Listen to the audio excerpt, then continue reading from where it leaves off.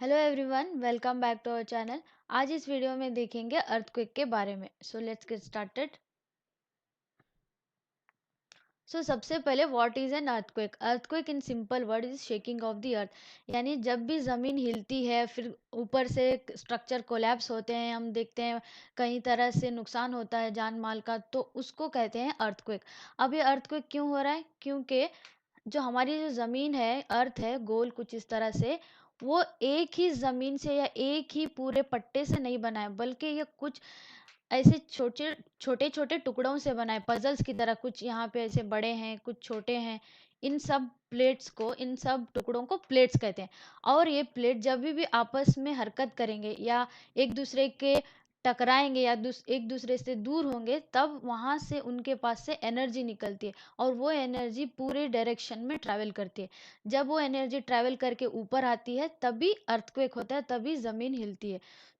तो ये जो प्लेट मूवमेंट है वो तीन प्रकार के हैं कुछ इस तरह से। ये है कन्वर्जेंट, एक दूसरे के ऊपर चढ़ जाना। दो प्लेट आपस में टकराते हैं और एक दूसरे के ऊपर चढ़ जाते हैं। फिर ये है डाइवर्जेंट, ये अपार्ट हो रहे हैं एक दूसरे से, जिसकी वजह से यहाँ पे रिफ्ट बनता है। फिर ये तीसरा जो है सिर्फ आपस से स्लाइड पास करते हैं। तो ये सारे प्लेट के मूवमेंट की वजह से अर्थक्वेक हम देखते हैं। So the point where the energy is release is called the focus और द हाइपोसेंटर। यानी जिस जमीन के अंदर नीचे जहाँ से वो एनर्जी निकल रही है, उसको कहेंगे फोकस। यहाँ पे देखिए कुछ इस तरह से, ये है जमीन ऊपर वाला सरफेस, ये है नीचे का स्ट्रक्चर। तो जब भी अर्थक्वेक आएगा, यहाँ से जब एनर्जी निकलेगी तो इसे कहेंगे हाइपोसेंटर। और वो एनर्जी निकल के ऊपर ज़मीन की सतह पे आएगी, सरफेस पे आएगी। तो सबसे पहले जहाँ पे आएगी वो कहलाएगा एपिसेंटर। तो इन दोनों के बीच के फ़र्क को याद रखिए। एपिसेंटर किसे कहते हैं और हाइपोसेंटर किसे कहते हैं? हाइपोसेंटर या फोकस ज़मीन के अंदर वाले हिस्से को, और एपिसेंटर ऊपर वाले हिस्से को। सो next is earthquake waves. All natural earthquake takes place in the lithosphere up to 200 kilometre from the surface of the earth. यानी जितने भी अर्थक्वेक ये देख रहे हैं हम, ऐसे जलजले, ये पूरे हो रहे हैं लिथोस्फीयर के अंदर।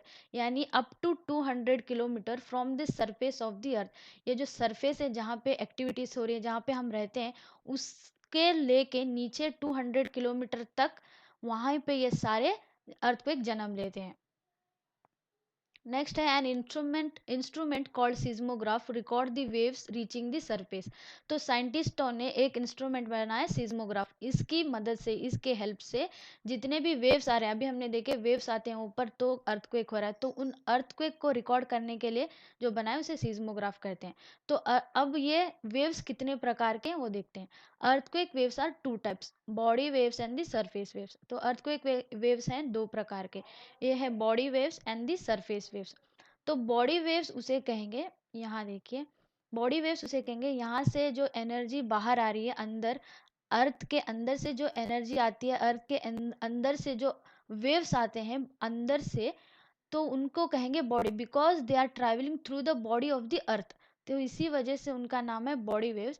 और सरफेस वेव्स उन्हें कहेंगे जब ये बॉडी वेव्स ऊपर आके सरफेस वाले रॉक्स को इन्फ्लुएंस करेंगे, उनको टकराएंगे, तो वो एक नई वेव्स क्रिएट करेगी, जिसे सरफेस वेव कहेंगे। उनके नाम से ही पता चल रहा है कि बॉडी यानी अर्थ के बॉडी के अंदर, और सरफेस यानी जो ऊपर वाले वेव्स। अब in body waves and surface wave के भी और डिवीजन है। वो है पहला primary wave and the secondary waves in the body waves. और जो ऊपर आते हैं सरफेस पे, वो है relay waves and the love waves, जिसे एल वेव्स भी कहते हैं। बट हमारे एग्जाम पॉइंट ऑफ व्यू से जो बॉडी वेव्स हैं उन्हीं को ज़्यादा इंपॉर्टेंस दी गई है। एनसीईआरटी में भी इन्हीं पे ज़्यादा जोर दिया गया है। Body waves are generated due to the release of energy at the focus and moves in all direction traveling through the body of the earth। यानी वही अर्थ के बॉडी से ऊपर आते हैं, बॉडी से जो निकल रहे हैं उन्हें बॉडी वेव्स कहते हैं। Body waves interact with the surface rocks and generate new waves called the surface rock। तो ये बॉडी वेव्स सरफेस वेव्स को जन्म देते हैं। There are two types of body waves. तो हमने यहाँ देखा कि बॉडी वेव में दो प्रकार के हैं, प्राइमरी एंड द सेकेंडरी, या P waves and the S waves. So P waves moves faster and first to travel at the surface. They travel through gases, liquid and the solid material। तो जो body waves के अंदर जो P waves है, पहला primary waves, वो सबसे fastest है, यानी जो ज़मीन के ऊपर सरफेस पे जो आएंगे वेव्स, वो पी वेव्स हैं। और ये पी वेव्स किन किन को पार कर सकते हैं? Gases, liquid and the solid material of the earth. तो हमें पता है कि अर्थ के अंदर कितने लेयर है, बिकॉज इसके बारे में डिटेल मैंने एक वीडियो बनाया है पहले, उसको अगर नहीं देखा है तो प्लीज़ जाके देखिए। सो यहाँ पे मैं बता देती हूँ कि अर्थ के अंदर 3 लेयर्स हैं, और वो अलग अलग डेंसिटीज में है, अलग अलग फॉर्म में है, कहीं लिक्विड है, कहीं सॉलिड है, कहीं गैसेस है। तो इन सबको ये सारे मटेरियल को पास करके कौन आ रहे हैं? P waves and S waves. while S waves arrive with some time lag and they can move only through the solid material। तो S wave याद रखिए सिर्फ solid material को पार करके आते हैं। तो the surface waves are the last to report on the seismograph। तो कितने प्रकार के वेव्स हैं? 2 प्रकार के, बॉडी एंड द सरफेस। तो बॉडी वेव्स पहले अंदर से आ रहे हैं, फिर लास्ट में रिकॉर्ड हो रहे हैं surface waves, and these are more destructive, causes displacement of rocks, hence collapse of the structure। और ये जो लास्ट वाले सरफेस वेव, यानी ऊपर के अर्थ के ऊपर पे जो वेव्स आते हैं, वो सबसे ज़्यादा डेंजरस होते हैं, उन्हीं की वजह से कोलैप्स ऑफ द स्ट्रक्चर होते हैं, हम देखते हैं जान माल का नुकसान हो रहा है। तो नेक्स्ट है, it is emergence of shadow zone। Earthquake waves get recorded in seismograph located at far off location, however there exist some specific areas where the waves are not reported, such zones are called the shadow zones। यानी इन सब का मतलब क्या है? Earthquake waves आ रहे हैं ऊपर, ज़मीन पे आते हैं, सीस्मोग्राफ पे रिकॉर्ड रिकॉर्ड होते हैं, बट कुछ जगह ऐसे होते हैं जहाँ पे वो रिकॉर्ड नहीं होते हैं। यहाँ देखिए, यहाँ पे हो रहा है एपिसेंटर, यहाँ पे अर्थक्वेक हो गया, और इसके सारे वेव्स रिकॉर्ड हो रहे हैं अलग अलग स्टेशन पे, बट कुछ जगह बच रहा है, रह रहा है, उसको कहेंगे शेडो जोन, बिकॉज यहाँ पे वो डायरेक्ट वो वेव्स नहीं आ पा रहे हैं। तो जो बच रहा है जगह, उसे शेडो जोन्स कहेंगे। वो क्यों बचता है वो देखते हैं। So the study of different event reveal that for each earthquake there exists a different shadow zone।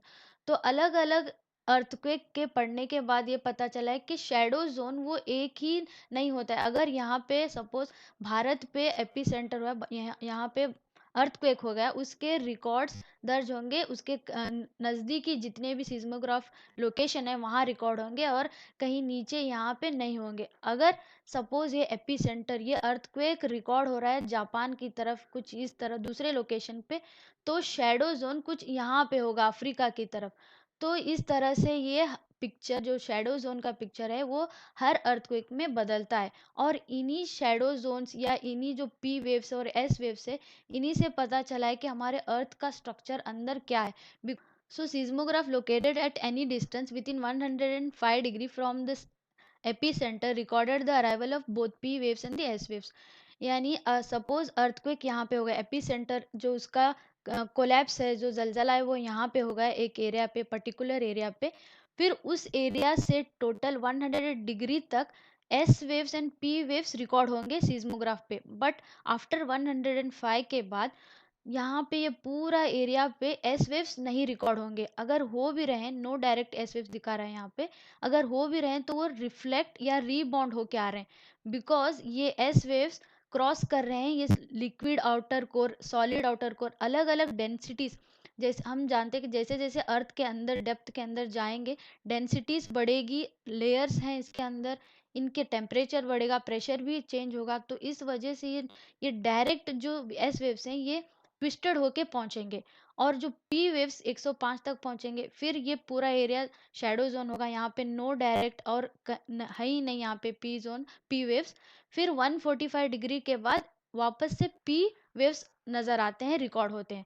सो इसी वजह से जो ये पूरे यहाँ पे जगह 105 के बाद ये पूरा एंगल, यहाँ पे एस वेव्स नहीं है, इसी वजह से ये एस वेव्स का shadow zone is much larger. So next आता है मेजरिंग अर्थक्वेक। अब अर्थक्वेक को मेजर कैसे करते हैं कि कितना बड़ा है या छोटा है, इसको किस आधार पे हमने देखा है, हमने स्केल किया है, तो वो है इधर ऑन द मैग्नीट्यूड और the intensity of the shock. So magnitude relate to the energy release during the event. तो मैग्नीट्यूड का मतलब है कि जितने एनर्जी आ रहे हैं, जितने फोर्स के साथ आ रहे हैं, वो सीस्मोग्राफ पे रिकॉर्ड होंगे। तो वो एनर्जी के आधार पे जो स्केल नापा जाता है, उसको कहेंगे रिचर्ड स्केल, जिसे 0 से 10 के बीच में नापा जाता है। तो इसका मतलब है कि सपोज कहीं पे अर्थक्वेक हो गया, तो उसके एनर्जी कितनी हुई है उसके बेसिस पे वो कहेंगे 7 है या 8 है या 6 है। सो नेक्स्ट आता है intensity scale takes account the visible damage cause by the event. तो अब नेक्स्ट जो आधार है वो है डैमेज कितना हुआ, कितना नुकसान हुआ, कोलैप्स कितने हुए, जान माल का नुकसान कितना हुआ, या लैंडस्लाइड हो गए या कुछ और नुकसान हुआ। तो डैमेज के बेस पे जो स्केल है उसे कहेंगे मरकौली, जिसे 1 से 12 तक में नापा जाता है। अब हम देखते हैं important topic seismic zones of India. तो हमारे लिए बहुत ज़रूरी है कि हमारे इंडिया में कहाँ पे ज़्यादा अर्थक्वेक होते हैं और कहाँ पे कम होते हैं, और इनको कितने जोन्स में बांटा है। इनको बांटा है 5 जोन्स में। जोन 1 आता है इंटेंसिटी लेवल है 5, जोन 2 आता है इंटेंसिटी 6, यानी जैसा जोन 1 यानी बहुत कम इंटेंसिटी, और जैसे आगे बढ़ेंगे तो वो इंटेंसिटी बढ़ेगी। तो जोन 5 में इंटेंसिटी इज 9 या अबो है, 9 के अबो है। तो इसका डिटेल यहाँ देखते हैं। जो जोन 1 है वो यहाँ पे देखिए सेंट्रल इंडिया, जो रेड है जो वाइट है उसको जोन 1 में रखा गया है। तो ये सेंट्रल इंडिया, जहाँ झांसी, जोधपुर, ये जबलपुर आता है। फिर यहाँ नीचे डेक्कन में हैदराबाद, बेंगलुरु एरिया, ये काफ़ी स्टेबल ज़मीन मानी जाती है। इस वजह से यहाँ पे अर्थक्वेक ज़्यादा नहीं होते हैं, तो इसी वजह से ये जोन 1 है। तो जोन 2 जो पर्पल में है वो जोन 1 के पास ही है, उसको घेरे हुए। तो जोन 2 ये इलाका आएगा। जोन 3 है वापस पेनिनसुलर इंडिया, हमारा काफ़ी एरिया बड़ा है इसका, जोन 3 आएगा। अब हमें याद रखने की चीज़ जो है वो है जोन 4 एंड 5। जोन 4 है पूरा ये हिमालयन बेल्ट हमारा, और जोन 5 है हिमालय के जो कुछ पॉकेट्स हैं, वो दिल्ली का इलाका एंड ये श्रीनगर के पास, फिर ये हिमाचल प्रदेश, उत्तराखंड के पास, और ये पूरा नॉर्थ ईस्ट इंडिया जो है हमारा, वो पूरा जोन 5 में आता है। प्लस हमारे आइलैंड्स एंड गुजरात के पास से कच्छ या भुज का जो इलाका है वो आता है जोन 5 में। तो यहाँ पे ज़्यादातर हमें अर्थक्वेक देखने को मिलेंगे, कई बार यहाँ पे अर्थक्वेक होते हैं। Next is world distribution of earthquake. अब वर्ल्ड ज्योग्राफी में, वर्ल्ड मैप में कहाँ ज़्यादा अर्थक्वेक होता है, तो वो होता है ये रिंग ऑफ फायर, या जिसे पैसिफिक का जो इलाका है, पैसिफिक के ईस्टर्न या वेस्टर्न कोस्ट पे का जो जितने भी कंट्रीज हैं, जितने भी एरिया है, आइलैंड्स है, वहाँ पे ज़्यादातर अर्थक्वेक होते हैं। और ये the world distribution of earthquake coincides very closely with that of the volcanoes. तो लास्ट वीडियो में बताया कि वोल्केनोस कहाँ होते हैं, वो कैसे होते हैं। तो वोल्केनोस जहाँ पे होते हैं उसी एरिया पे ज़्यादातर हमें वापस अर्थक्वेक देखने को मिलेंगे, बिकॉज यहाँ पे बहुत सारे प्लेट्स हैं। यहाँ पे सबसे बड़ा है पैसिफिक, फिर यहाँ पे आता है साउथ अमेरिका, फिलीपींस के हैं। तो बहुत सारे छोटे बड़े प्लेट्स यहाँ पे हैं। तो ये प्लेट्स आपस में कंटिन्यूसली स्ट्रगल कर रहे हैं, या ऊपर जा रहे हैं या उनके ऊपर चढ़ रहे हैं, कन्वर्जेंट हो रहे हैं, डाइवर्जेंट हो रहे हैं, या स्लिप पास हो रहे हैं। तो इसी वजह से, इसी खींचातानी में यहाँ से बहुत सारे वोल्केनोस भी आते हैं और अर्थक्वेक भी देखने को मिलते हैं। So as many as 70% earthquake take place in the circum Pacific belt. तो ये पैसिफिक बेल्ट का जो इलाका है पूरा, उसमें 70% of the earthquake in the world are recorded in this area. So other 20% in Mediterranean Himalayan belt including Asia Minor, the Himalayas and the part of the northwest China। तो जो 20% देखने को मिलेंगे वो मेडिटेरेनियन के जगह पे, वो जो उसके आसपास के इलाके हैं वहाँ मिलेंगे। हिमालयास में हमारे इंडिया के कुछ, जो जैसे मैंने पहले बताया, तो वो इसी में आता है। तो elsewhere the earth crust is relatively stable and is less prone to earthquake. तो इन सबको छोड़ के जो बाकी अर्थ है, बाकी जो ज्योग्राफी है ज़मीन, उसको हम कह सकते हैं कि स्टेबल है, because it is a less prone to earthquake. So that's it, thank you for watching.